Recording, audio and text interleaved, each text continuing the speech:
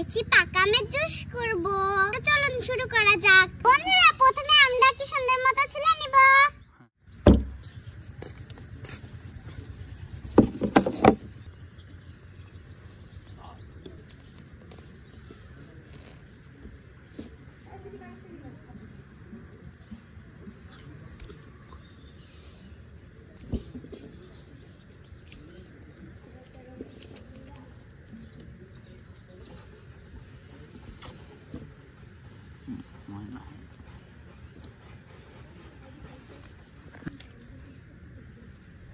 ভালো মতো চিটকে নিব।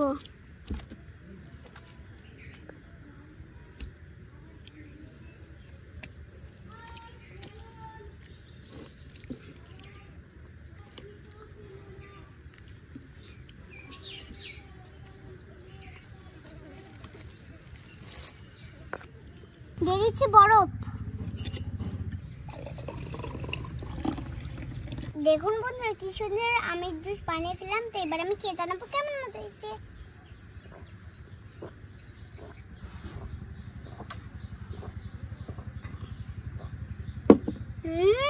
দারুন! গরমের ভিতরে আমের জুস প্রাণ জুড়ালো।